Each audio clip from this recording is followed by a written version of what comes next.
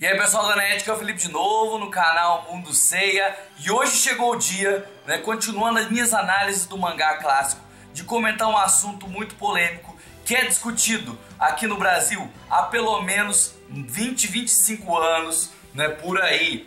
Hoje eu vou falar sobre Mitsumasa Kido e os 100 filhos, que tornam os nossos 5 protagonistas irmãos na história original. Canonicamente falando, eles são irmãos, como dito no último capítulo de Next Dimension.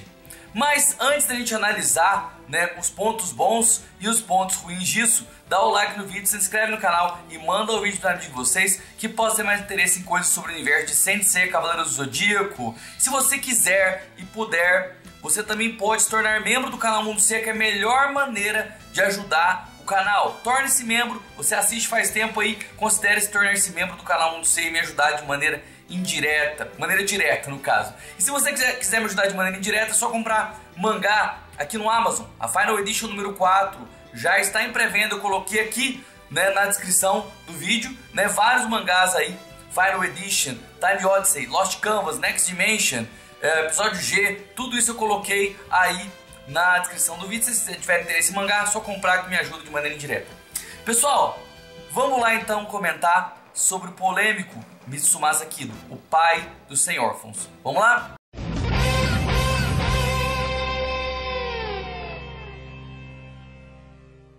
Então, gente, primeiramente, eu gostaria de explicar para quem não conhece tanto que a construção inicial de Saint Seiya é bem diferente no anime e no mangá, com objetivos bem diferentes, tá? E eu, inclusive, vou falar sobre qual que era a intenção dos produtores do anime no vídeo da semana que vem. Então fica de olho aí, tá?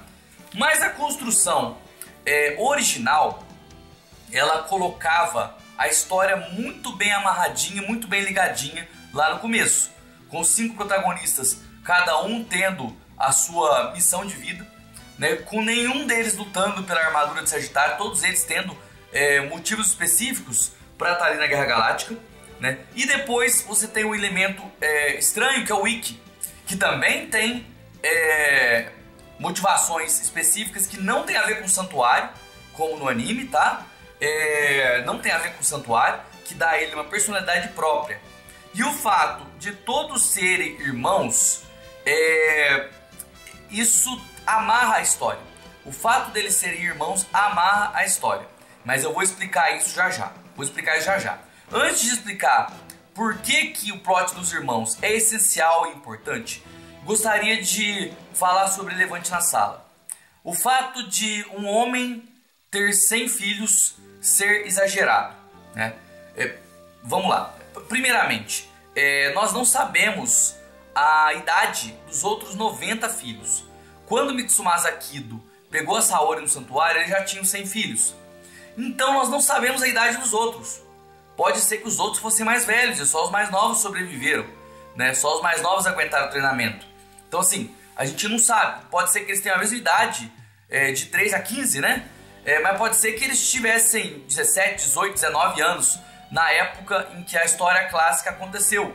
Então a gente não sabe a idade dos outros. Não dá pra julgar falando que ele teve 100 filhos em um intervalo de 2 anos e pouco. Nós não temos como afirmar isso, tá?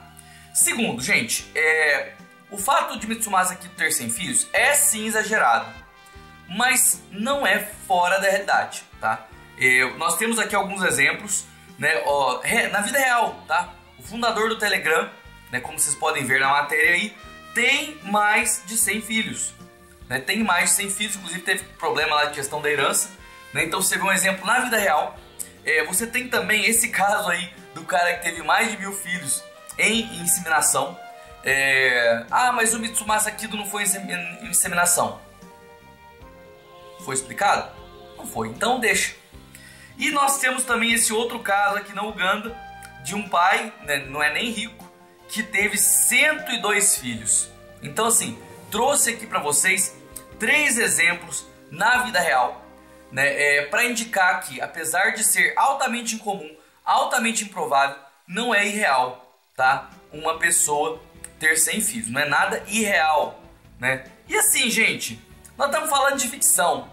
Saint Seiya é uma ficção onde várias coisas exageradas acontecem.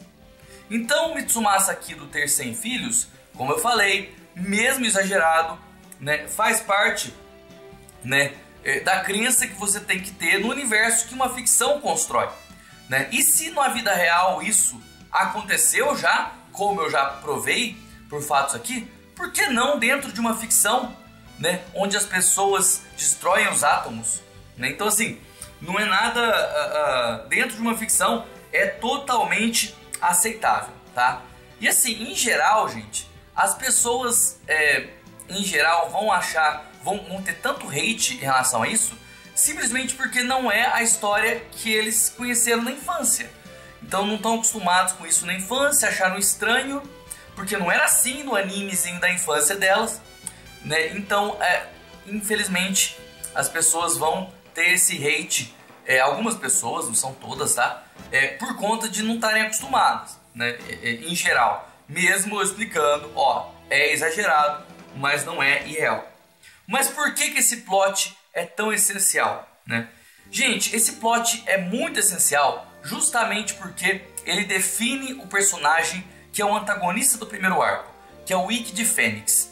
E, gente, não existe Ikki de Fênix sem o plot dos filhos, tá? Não existe, tá? Então, o Ikki sem o plot não faz sentido. Mas as pessoas eram crianças, então o pessoal passava por isso, teve a lutinha ali, história seguiu, bola pra frente. Mas se você pegar a história pra ver, aquele Ikki do anime clássico, em que é servo do santuário, não faz sentido. Não faz sentido o Ikki ter alguma relação com o santuário. Não tem nada na história que justifique isso, que desenvolva isso, né? O Ikki também ficar com raiva e querer a armadura de Sagitário também não faz sentido, né? O Ikki ficar com raiva da Fundação Graad e dos outros órfãos não faz sentido. Isso só faz sentido se eles forem irmãos, né? Você vê nessa construção do mangá aqui, né, que o mestre do Ikki sempre tentou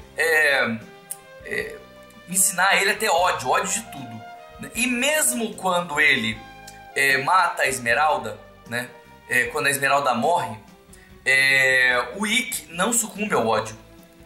Ele sucumbe ao ódio contra a Fundação Graad e contra o seu próprio sangue e contra Saori Kido, quando ele descobre que foi o seu próprio pai que o mandou para um treinamento de morte.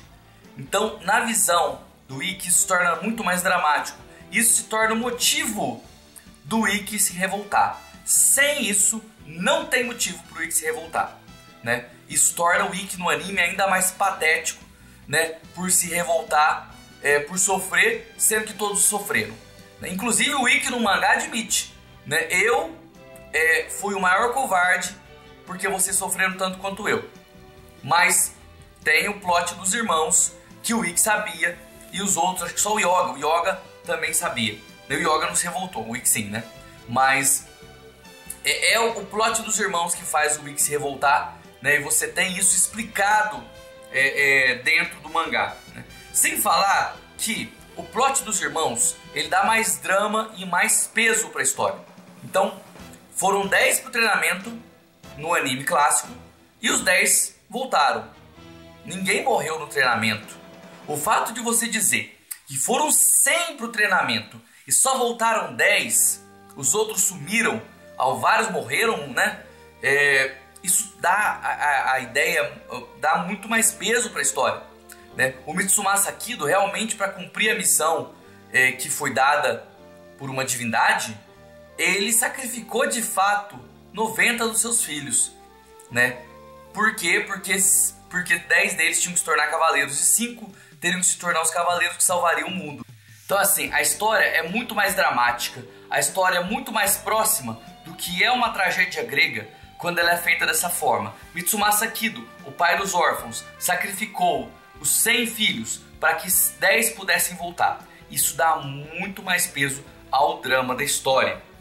E é claro, muita gente vai chegar aqui no vídeo e vai falar o seguinte: olha, eu entendo o que você falou, né? Eu entendo que já existiram um caso ou outro na vida real, algumas exceções dentro da vida real, eu entendo também essa questão da explicação do Ikki, mas mesmo assim, não me desce os filhos do Kido, não gosto de jeito nenhum, né? Não aceito esse plot. Tudo bem, vamos procurar uma solução? Então, vamos lá, o problema são os 100 filhos, né? Gente, a produção da animação podia simplesmente trocar e diminuir o número, tá? Você poderia diminuir para 20, por exemplo, e você poderia dizer que de 20, 10 sobreviveram, claro que é menos dramático do que 100, mas você ainda conseguiria manter o mesmo plot de antes, tá? O Ikki não seria servo do santuário, você conseguiria manter a coerência da história que foi criada no mangá, mas isso não foi feito. E o vídeo da semana que vem vai ser uma explicação de por que isso não foi feito e por que o anime seguiu esse caminho, tá? Mas isso não é o assunto de hoje. Então assim, existiam outras soluções, né? Ainda achei exagerado 20 filhos. Gente, 20 filhos um monte de gente tem, tá? Mas, vamos lá. Não aceito os 20 filhos, beleza. Gente, o mínimo dos mínimos. Ikki de Fênix e por consequência Shun de Andrômeda deveriam ser filhos de Mitsumasa Kido. Inclusive, eu falei isso na época que o filme live action estava sendo anunciado, que o Ikki deveria ser filho do Kido Koguragi, porque senão ele não teria sentido. E realmente o Ikki não teve sentido, como ele não tem sentido em lugar nenhum, a não ser no mangá clássico, tá? Então assim, o que eu tô argumentando aqui pra vocês. E não se esqueçam, Masami Kurumada não esqueceu que os personagens são irmãos, tá? Inclusive, no último capítulo de Next Dimension, o Seiya o chamou de irmãos, tá? Então, o Masami Kurumada não esqueceu desse plot, tá? Pode ser que isso ainda seja mencionado no futuro, mesmo que hoje, depois de tudo que passou, isso tem menos relevância, mas eles ainda são irmãos e para sempre serão irmãos. Pessoal, muito obrigado, escreva aqui nos comentários o que vocês acharam, debatam comigo aí nos comentários. Um abraço, até mais, tchau, tchau.